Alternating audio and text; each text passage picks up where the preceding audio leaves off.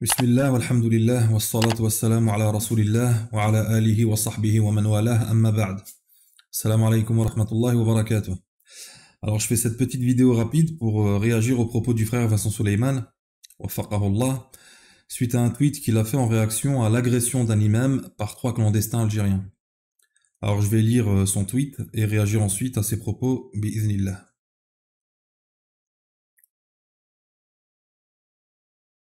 Donc il a fait un thread, quoi, plusieurs tweets d'affilée. Donc il dit thread coup de gueule, quoi. L'imam de la mosquée de mon quartier, un monsieur pakistanais trop gentil et sans histoire, s'est fait agresser et voler son vélo en venant de la mosquée pour El Fajr. Les agresseurs, 3 maghrébins, nouvellement arrivés. Il y a un vrai problème avec un certain profil. De nouveaux immigrés qui sont venus vendre des cigarettes, se droguer, boire, importuner les femmes et surtout les sœurs voilées. Ces gens n'ont aucun lien avec l'islam et en tant que musulmans, on se doit de prendre position contre ces parasites. Oui, je suis dur, je sais. Ne venez pas me jouer la carte de « ils ont fui la misère », ok pour ceux qui viennent construire quelque chose et se comportent normalement. Bienvenue à ceux-là, mais ceux dont il est question dans ce trait sont inexcusables. La misère ne justifie en rien les incivilités, les agressions et le reste.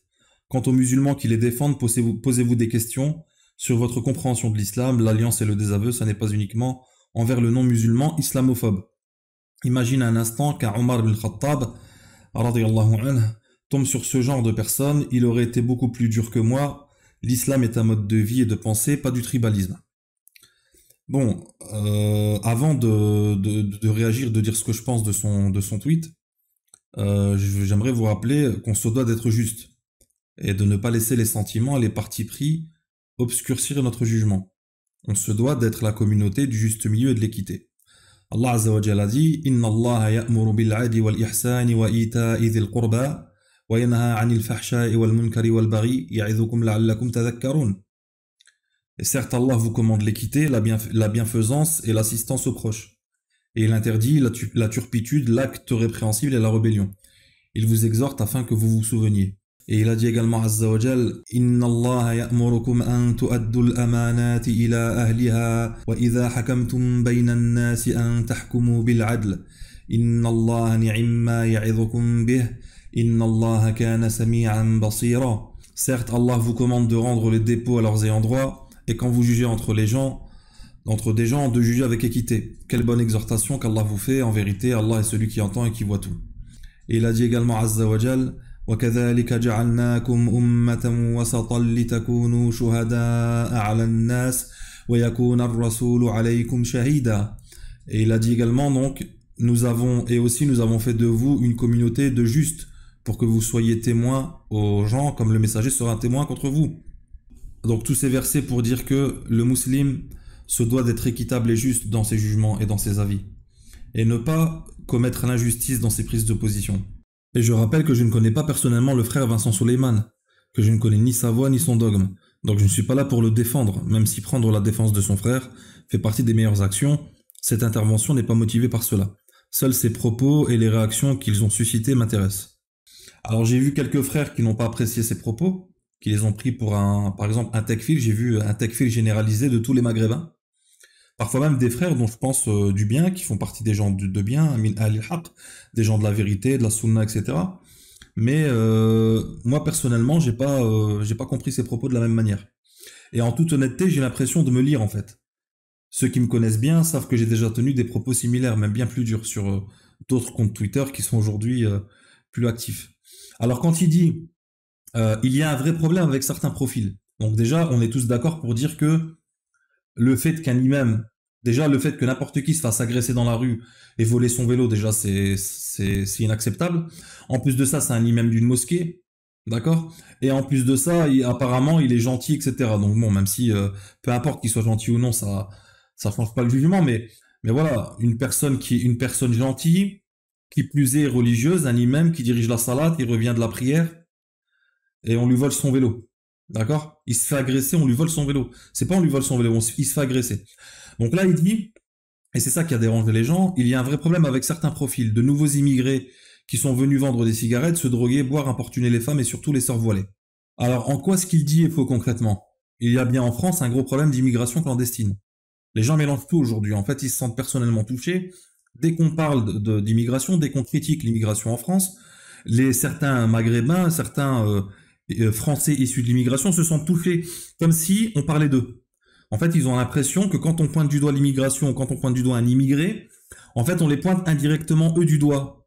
Là, c'est vous qui avez un problème. C'est-à-dire, si vous ne sentez pas français, que vous avez un problème, bah, rentrez dans votre pays. Et arrêtez de vous sentir agressé, de vous sentir touché à chaque fois qu'on parle de l'immigration. Puisque vous êtes français. Vous êtes né en France. Donc, ces frères, ils se sentent attaqués quand on est contre l'immigration, comme si on était contre eux. Et on n'est pas en train de parler de gens à qui on a donné des visas, là. Les trois Algériens ou d'autres histoires qui existent en France avec des Soudanais, etc. récemment qu'on a entendu. D'accord? On n'est pas en train de parler de gens à qui on a donné des visas, qui sont venus faire des études ou travailler. On parle de gens comme les Harraga, par exemple, les Algériens, des jeunes Algériens, souvent, je ne vais pas dire souvent, parce qu'on Allah alam, mais dedans, il y a des délinquants, des gens qui débarquent en Espagne de manière illégale, ils montent jusqu'en France et ils finissent pour beaucoup dans la rue à picoler, vendre des cigarettes, vendre du shit, agresser les gens le soir dans les rues, parce qu'ils sont sous l'emprise de l'alcool et de la drogue. D'accord? Et parfois, ce sont des gens qui sont même ici en Algérie. D'ailleurs, ils ont fui pour ça. Parce que ici, il n'y a pas le laxisme, mais en Algérie, il n'y a pas le même laxisme qu'en France. Et premièrement, dans la population n'accepte pas les attitudes et les comportements qu'on voit en France, par exemple. Et la justice, la police et la justice, c'est pareil. Donc, souvent, ils quittent leur pays pour fuir. Soit ils doivent de l'argent, soit ils ont volé, agressé, on les recherche. Et donc, ils s'enfuient. Ou parfois même, ils font un vol pour pouvoir justement partir. Le problème, c'est que les premières victimes de ces sauvages, bien sûr, après les personnes qui ont été agressées, volées, violées, etc., bah, ce sont premièrement les Maghrébins honnêtes. Et les Français d'origine maghrébine. Mais au-delà de ça, et c'est ce qui me révolte le plus, pardon, personnellement, c'est que ça cause du tort à l'islam. Pourquoi ça cause du tort à l'islam? Parce que le français de base, bas de plafond, le pas très fut-fut, comme disait De Gaulle, les Français sont dévots. Lui, il ne fait aucune distinction entre Algériens, Marocains, Pakistanais, Hindous, musulmans. C'est tout pareil, comme ils disent. Donc ouais, il y a un problème avec certains profils. Et ces profils, ce ne sont pas des Chinois, ce ne sont pas des Malais. Ce sont des Algériens, des Marocains, des Tunisiens. Et le plus énervant, c'est que dans leur pays d'origine, on les voit pas, ils sont pas comme ça. D'ailleurs, comme je disais, ils ont souvent fui pour échapper à des gens ou à la justice, etc. Parce que chez eux, on trouve pas le même laxisme qu'en France. Je veux dire, moi, je vis en Algérie depuis 2016. J'ai jamais vu en Algérie, je ressens un sentiment de sécurité que je n'ai jamais ressenti en France. J'ai jamais vu en Algérie les cassos qu'on voit en France. Pourtant, bizarrement, tu vois, on dit, c'est pour ça aussi ce que je leur réponds aux islamophobes et aux identitaires, c'est que vous mettez sur le dos de leur nationalité ou de leur origine leur comportement, alors que nous, ici en Algérie, bien sûr qu'il y a des délinquants, des criminels dans le monde entier, dans tous les pays. Là, c'est pas le sujet. Mais de manière générale, nous, on n'a pas des comme vous, en fait. Quand je marche dans la rue, je vois pas des jeunes rouler des joints, la canette à la main en train de boire, toucher des femmes, agresser des femmes. Il y a des faits divers comme dans tous les pays, mais en France, c'est quelque chose de très commun. D'accord, c'est commun. C'est à la limite de l'acceptable. C'est adi, c'est normal. Ici, c'est pas normal. Donc voilà, je vois pas en quoi son propos pose problème. Quand il dit, donc il cite un fait, 3 Maghrébins nouvellement arrivés, donc voilà, c'est un fait. De nouveaux immigrés qui sont venus vendre des cigarettes, c'est un fait. On a vu récemment un documentaire, bien sûr, que c'est un documentaire orienté qui leur sert la soupe de, comment ça s'appelle là, le journal d'extrême droite.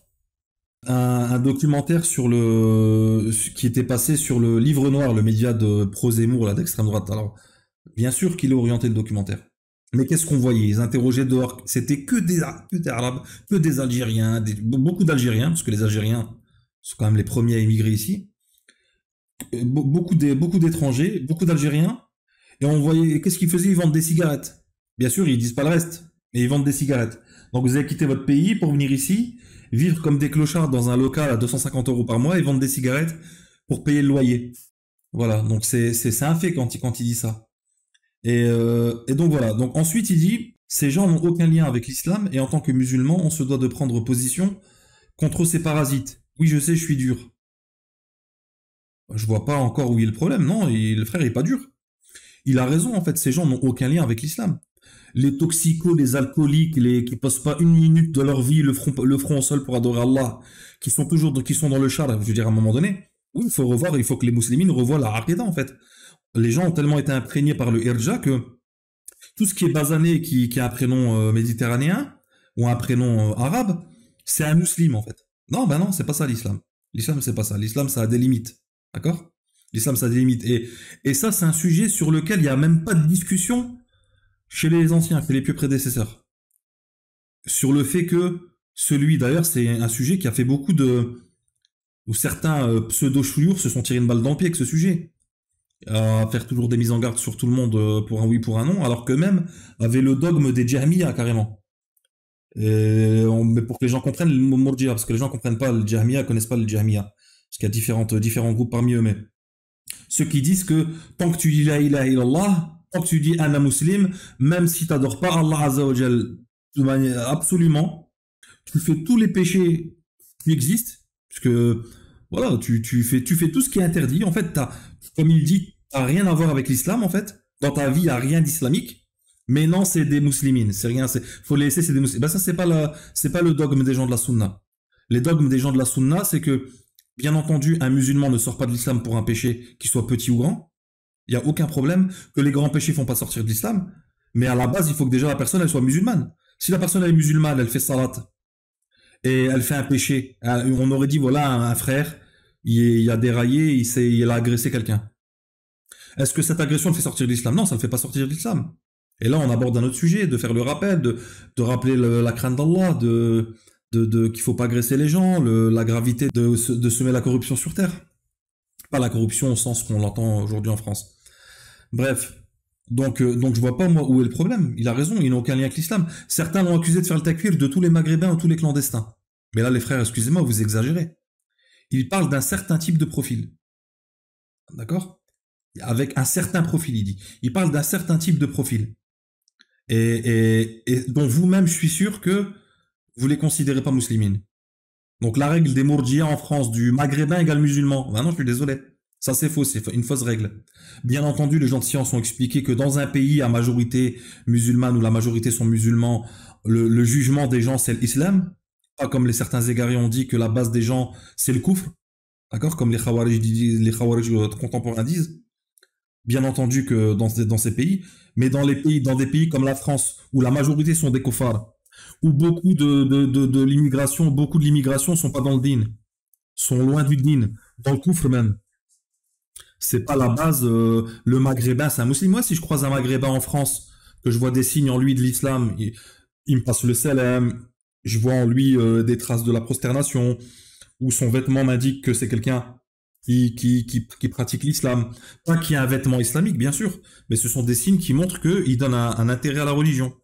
C'est des signes extérieurs qui font que ouais, je vais le juger musulman. Sans savoir, comme certains disent, les khawarij, comme ils disent, il faut vérifier que c'est un mouahid, est-ce qu'il a bien compris le tawhid, est-ce qu'il fait le takfir du tarout, tous ces légendes là, ces mythes.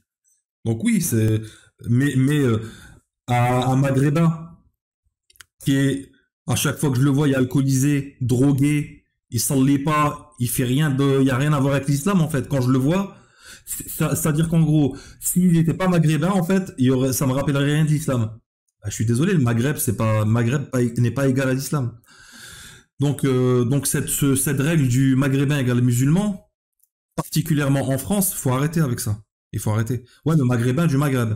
Parce que la majorité, ce sont des musulmans, ils s'affilient à l'islam. Donc, la majorité, ça ne veut pas dire qu'ils sont réellement tous musulmans. Allahu alam, parce que la vérité, l'intérieur, c'est Allah Azza wa Jal qui juge. Mais nous, on juge l'extérieur. Donc, en apparence, ils sont musulmans. On les considère musulmans. Et ils ont les jugements des musulmans.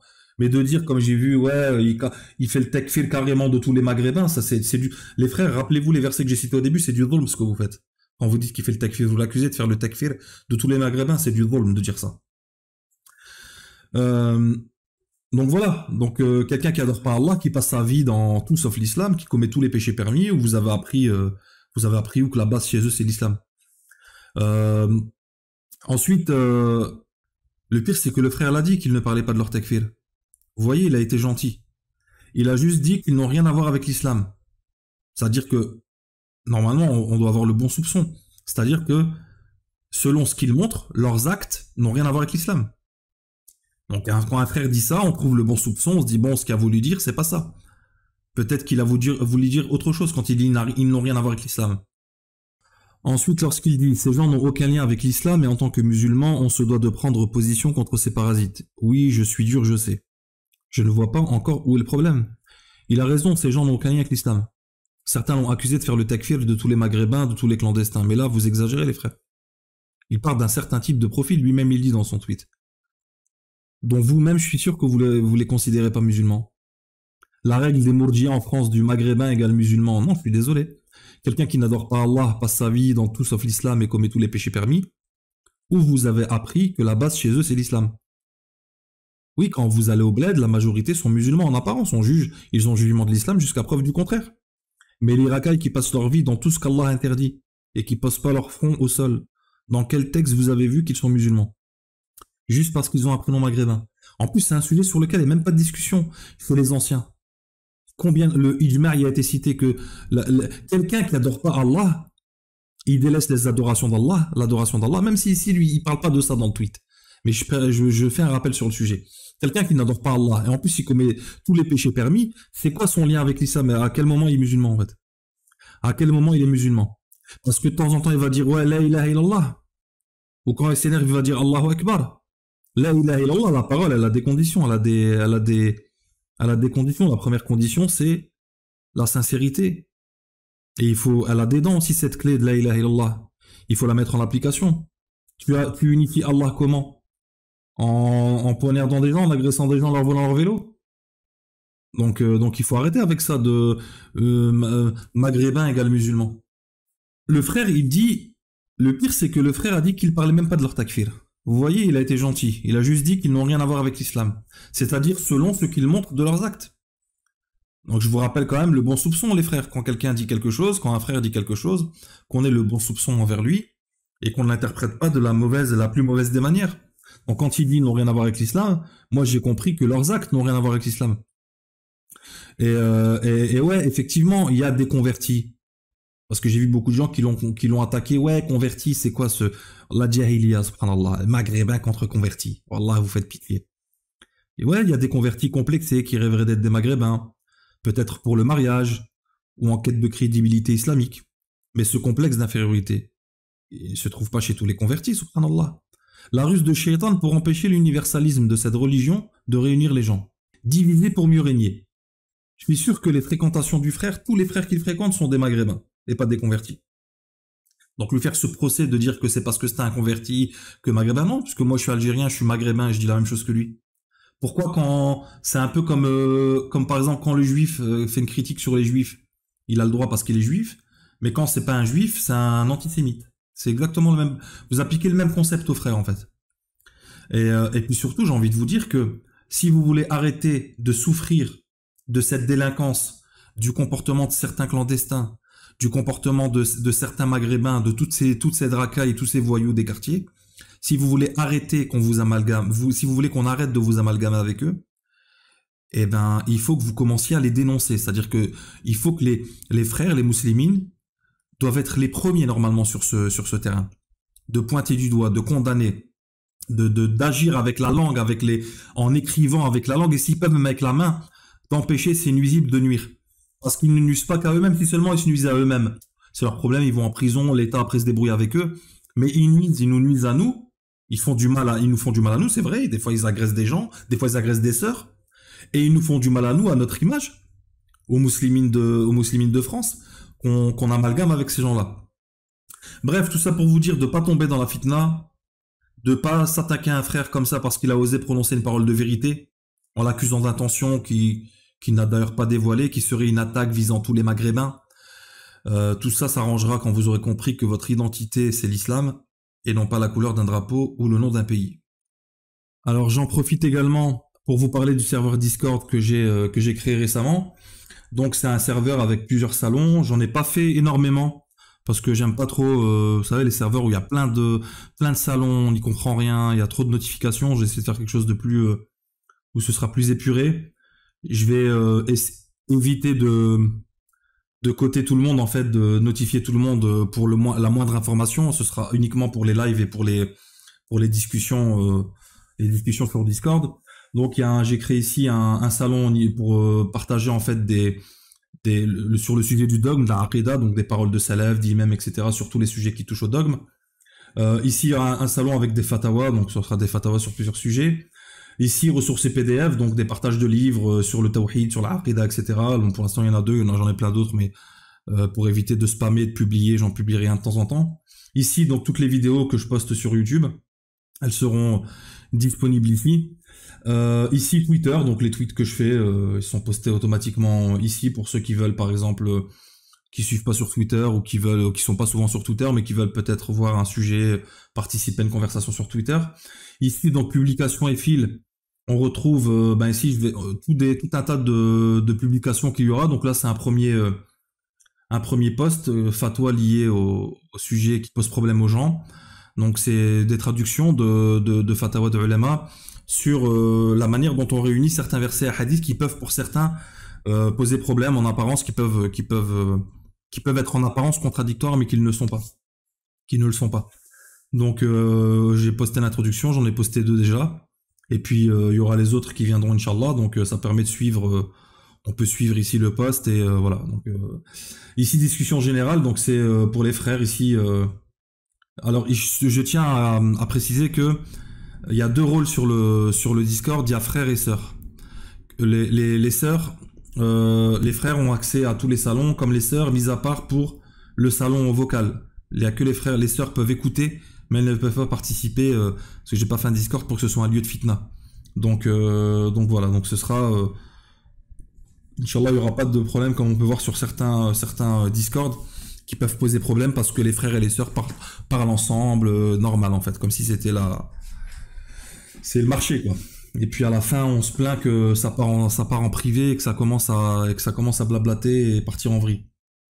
Donc voilà, une discussion générale, les critiques du christianisme où il y a 2 frères qui font... Donc là, il y a plein de choses de prévues sur le sujet christianisme-judaïsme. Donc il y a 2 frères aussi qui posteront des choses sur le sujet. Et puis bon, ici c'est les nouveaux venus, peu importe. Voilà. Donc les frères, n'hésitez pas à rejoindre le serveur, à partager et à liker la vidéo comme d'habitude. Et puis je vous dis à la prochaine, Inch'Allah. Il y a le live que j'ai fait hier qui est en préparation, qui sera posté bientôt.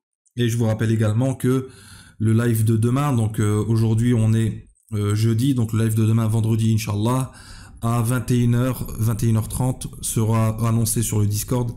Normalement c'est 21h Inch'Allah, et on fera pareil une vidéo en live avec un décryptage, une traduction, une réfutation à une ambiguïté ou un mensonge sur l'islam. Assalamu alaikum wa rahmatullahi wa barakatuh.